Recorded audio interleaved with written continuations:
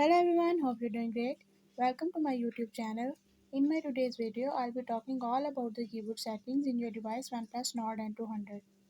So if you want to know about the keyboard setting, you just have to take a few steps which I'll be telling you in my today's video. But before we move on to those steps, if you are new to my channel, don't forget to subscribe and press the bell icon so you won't miss any of my updates. Now watch this video from start till end, you will learn all about keyboard settings of your device.